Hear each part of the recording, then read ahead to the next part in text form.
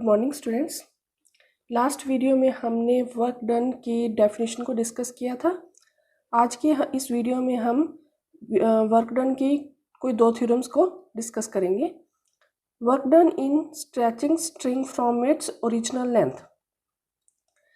हाँ जी बच्चे, इस क्वेश्चन को करने के लिए सबसे पहले हम एक दो डेफिनेशंस को डिस्कस करेंगे जो इस थ्योरम को करने के लिए चाहिए होंगी हमें।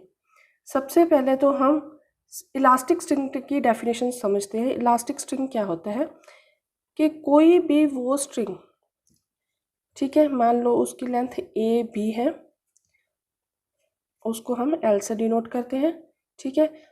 उसको पर कोई भी फोर्स लगाई, मान लो हमने इस तरह फोर्स लगाई, मीन्स उसको खींचा, और खींचने से फोर्स लगाने से उसकी लेंथ क्या बढ़ जाए। फोर्स लगाने से लेंथ बढ़ गई मीन्स बी टू सी होगी और B C equals to X. ये इतनी लेंथ बढ़ गई, ठीक है। अगर जितनी फोर्स हमने इधर लगाई और उतनी ही टेंशन इधर हमारे पास क्रिएट होगी, फोर्स इक्वल्स टू टेंशन होगा। तो ऐसे स्ट्रिंग को हम क्या बोलते हैं? इलास्टिक स्ट्रिंग बोलते हैं। Elastic string, clear? हाँ जी, दूसरी डेफिनेशन हमें क्या चाहिए होगी? Hooke's law.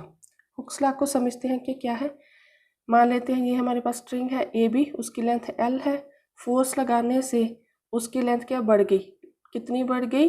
B to C होगी, एक्सटेंडेड लेंथ होगी। जितनी फोर्स लगाई उतनी ही टेंशन होगी, क्लियर? ऑपोजिट डायरेक्शन में टेंशन होती है। देन हुक्स लॉ क्या कहता है? Tension is proportional to extension upon natural length, means जो हमारी ओरिजिनल लेंथ थी। Then tension equals to lambda times extended length कितनी थी हमारे पास? एक्स अपॉन जो ओरिजिनल लेंथ थी एल, वेयर लैम्डा हमारे पास क्या होगा? लैम्डा इज प्रोपोर्शनलिटी कांस्टेंट होगा, means lambda is modulus of elasticity of the string. हाँ जी, नेक्स्ट डेफिनेशन हमें क्या चाहिए होगी? If F force is along the line of displacement, means हमने इस लाइन पर डिस्प्लेसमेंट कर रही हैं। पहले पार्टिकल हमारे पास यहाँ पर ए था, ठीक है, उस पर फोर्स लगाई, अब पार्टिकल हमारे पास बी पर पहुँच गया। देन वर्क डन क्या होगा हमारे पास? वर्क डन इंटीग्रल फ्रॉम पहले जितनी लेंथ थी ओरिजिन से ए टू बी, जितनी हमने एंड तक पहुँच गई, फोर्स और integral of force into D x, clear? हाँ जी, अब हम क्वेश्चन को शुरू करते हैं। नाउ लेट कर लेते हैं, let L be the natural length,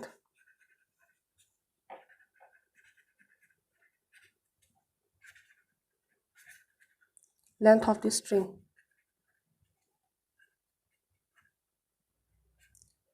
length of the string, and let x be the extension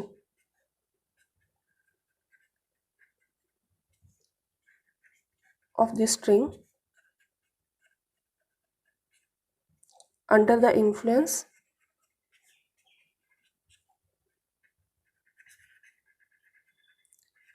of the force F।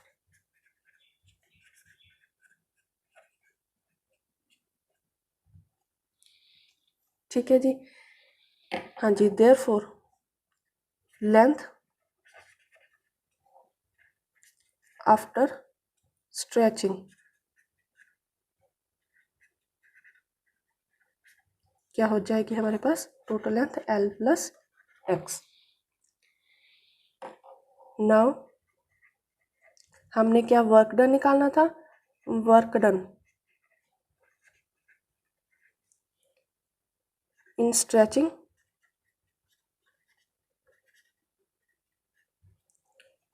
string from its original length,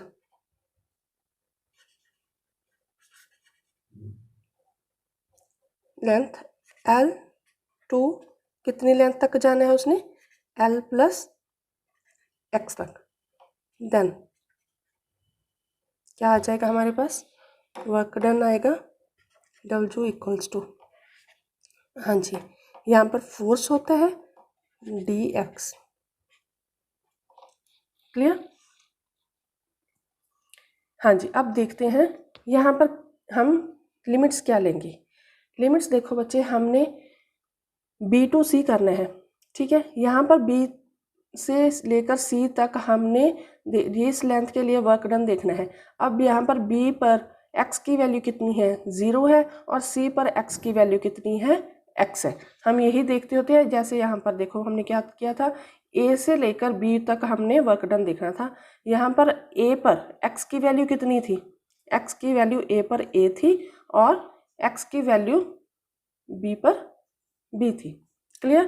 तो अब यहाँ पर बी पर एक्स की वैल्यू कितनी है, 0 है, और सी पर एक्स की वैल्यू कितनी है, एक्स। मीन्स हमने 0 to x F d x को कैलकुलेट करना है, equals to 0 to x. Now हमें पता है फोर्स इक्वल्स टू टेंशन है, T d x equals to 0 to x. Now by Hooke's law हमारे पास टेंशन की वैल्यू क्या आएगी, lambda x by L d x by Hooke's law.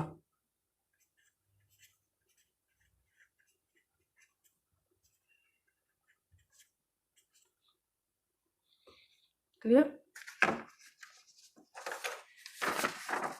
हाँ जी, उसके बाद हमने इसको इंटेग्रेट करना है simply, equals to 0 to x, sorry integrate ही कर देते हैं, lambda upon L x square by 2 0 to x equals to lambda by L x square by 2 equals to 1/2 lambda x by L into एक x को हम अलग कर देते हैं। हाँ जी, लैम्डा एक्स बाई एल हमारे पास पता है टी है, और ये एक्स क्या है, हमारी एक्सटेंशन। तो ये फॉर्मूला क्या बन गया, 1/2 इंटू टेंशन इंटू एक्सटेंशन, ठीक है, इंटू ये एक्स क्या था हमारे पास, जितनी एक्सटेंशन थी स्ट्रिंग में। तो ये फॉर्मूला हमारे पास ये ड्राइव हो गया, 1/2 into tension into extension. Now हम नेक्स्ट थ्योरम क्या करेंगे, work done in stretching an elastic string is equal to product of extension and mean of its initial and final tensions. हाँ जी, इसमें भी हमें चाहिए होगा हुक्स लॉ भी चाहिए होगा, वो आपकी समझ चुके हैं। इलास्टिक स्ट्रिंग की डेफिनेशन भी सब समझ चुके हैं, इलास्टिक स्ट्रिंग की डेफिनेशन भी अब आपको पता है। हाँ जी, अब हम शुरू करते हैं। Proof, let L be natural length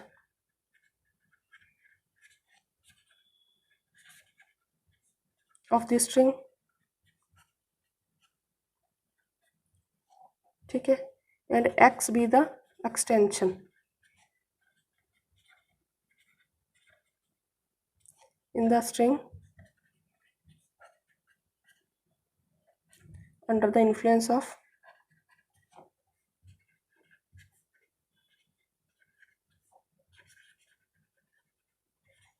force F. Therefore, L plus X is the total length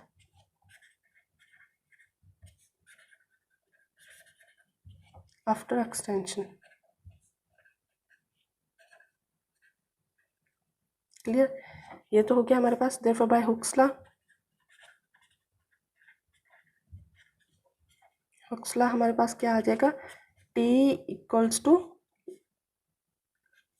lambda times x by L, where lambda क्या होगा, lambda is the modulus of elasticity.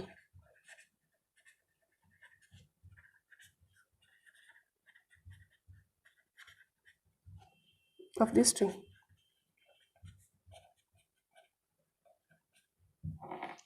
हाँ जी बच्चे, अब हम समझते हैं कि लास्ट क्वेश्चन और इस क्वेश्चन में हमारे पास क्या फ़र्क है। उस क्वेश्चन में तो हमें पूछा था कि हमने ओरिजिनल लेंथ मीन्स ये ए बी था, ये टोटल ओरिजिनल लेंथ इतनी थी, ठीक है, ओरिजिनल लेंथ से यहाँ से लेकर हमने यहाँ तक पहुँचने में कितना वर्क डन किया है। ठीक है, बी टू सी कितना वर्क डन है। अब इस क्वेश्चन में हमारे पास क्या है, ये हमारे पास मान लेते हैं ए टू बी ओरिजिनल लेंथ थी। क्लियर,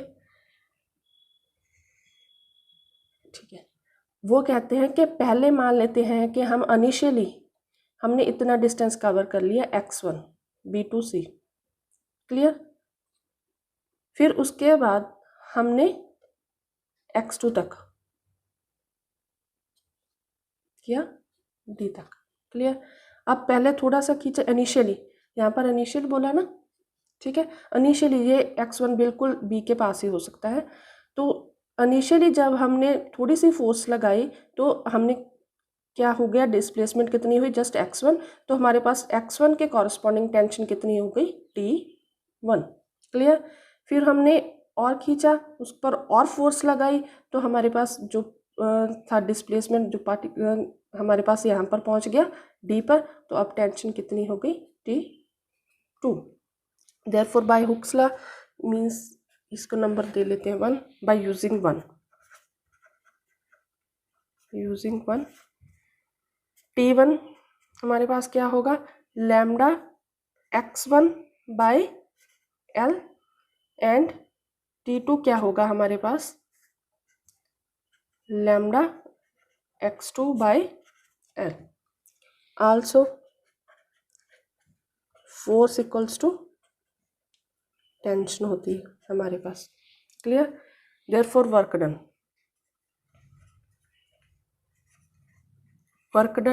कहाँ से लेकर x1 को से लेकर x2 तक फोर्स इंटू dx होता है हमारे पास। x1 से लेकर x2 force means t, dx equals to x1 से लेकर x2, t की value from 1 lambda x by L dx equals to lambda by L x square by 2 x1 to x2। Clear, अब इसी के नीचे कर लेती हूँ मैं। ये बन गया हमारे पास equals to lambda by L 2l x2 दी स्क्वायर माइनस x1 की square, a square minus b whole square का, a square minus b square का फॉर्मूला बन गया। तो lambda by 2l x2 minus of x1 x2 plus x1। अब हम इसको थोड़ा सा एडजस्ट कर लेते हैं तो ये बन जाएगा हमारे पास लैम्डा, और लैम्डा अपॉन एल को हम एक बार x2 के साथ मल्टीप्लाई कर लेते हैं, एक बार x1 के साथ। तो ये हो जाएगा 1/2 lambda x1 by L plus lambda x2 by L into x2 minus of x1। Clear, अब हमने पीछे डेफिनेशन की थी, इसको हम नंबर 2 दे लेते हैं। फ्रॉम टू हमारे पास क्या आ रहा है, यूजिंग टू। तो ये बन जाएगा हमारे पास 1/2 T1 plus T2 x2 minus of x1। Clear, तो ये x2 माइनस ऑफ x1 क्या था हमारे पास, ये बिल्कुल x1 हमारे पास b के ऊपर था और ये x2 था जो हमारे पास d के ऊपर था। मीन्स टोटल लेंथ एक्सटेंशन होगी हमारे पास, ये एक्सटेंशन जितने थी। क्लियर, तो ये आ जाएगा अपने पास T1 प्लस, इसको हम ऐसे लिख लेते T1 plus T2 by 2 into x2 minus of x1 equals to, इसको हम लिख सकते हैं mean of initial and final tension into extension.